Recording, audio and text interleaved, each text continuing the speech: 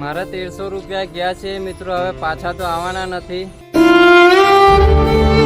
પણ એક સબક શીખવા મળી ગયો કે લાલચમાં ક્યારેય આવવું નહીં અને લાલચના ચક્કરમાં કોઈ દિવસ પડવું નહીં, કારણ કે લાલચ જ્યાં જ્યાં તમારી લાલચ હોય છે ત્યાં આપણી નુકસાની જ હોય છે, એ મને સબક મળી ગયો છે.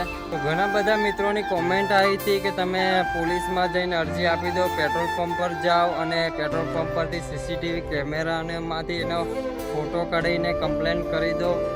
ભાઈ કહેતા હતા કે મોબાઈલવાળાને ત્યાંથી કમ્પ્લેન કરી દો.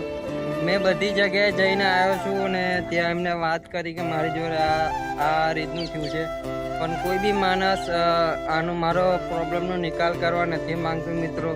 અને મેં એમને જઈને વાત કરી તો એ લોકો કહે છે કે ભાઈ ભૂલ તમારી છે અને આ બધું તો થયા કરે, અમે બધાનું કંઈ આ રીતનું નાની નાની વાતો માટે આ રીતનું અમે એ લોકો માટે આવું ના કરી શકીએ, એ લોકો એ રીતના વાત કરવા માંડ્યા.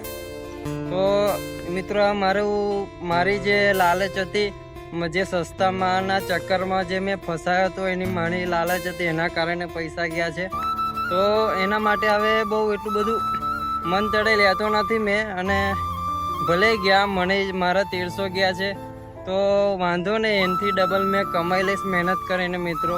આ વિડીયોમાં ખૂબ સારો પ્રેમ મળ્યો છે મિત્રો, અને ખૂબ લોકોએ કોમેન્ટો કરી છે અને મને સજેશન આપ્યું છે કે આ કરો તે કરો, પણ વાંધો નહીં મિત્રો, તમે અમારા માટે આટલું બધું વિચાર્યું એના માટે મેં દિલથી આભારી છું તમારા બધા મિત્રોનો. અને આ રીતના સપોર્ટ કરતા રહેજો મિત્રો, અને હવે આજ પછી અમે આ રીતની ભૂલ ક્યારેય નહીં કરીએ અને લાલચમાં ક્યારેય નહીં આવીએ. અને જે એના પાસે એ લઈ ગયો છે પૈસા, ભલે એ ખુશ રહે, એની જિંદગીમાં એની બી કંઈ મજબૂરી હશે પૈસા લઈ જવાની, તો એટલા માટે એ કંઈ પૈસા લઈ ગયો છે.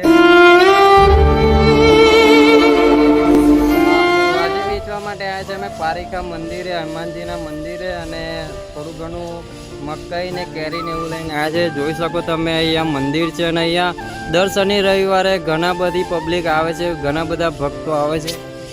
તો તમે બી ટાઈમ મળે તો અહીંયા દર્શન કરવા આવો મિત્રો, ખૂબ સારું મંદિર છે. અને અહીંયા જમવાની વ્યવસ્થા બધી રીતનું અહીંયા વ્યવસ્થા આપેલી છે, અને અહીંયા જોડે જ અમે વેચીએ બી છે. તો જોઈ લો અમારી આ રીતની અહીંયા દુકાન જમાઈને અમે બેઠા છે. જો મિત્રો આ જ્યોત્સના અમારી આવી બેઠી છે, કારણ કે કોઈ ગ્રાહક આવતું નથી આવડે. શું કહો?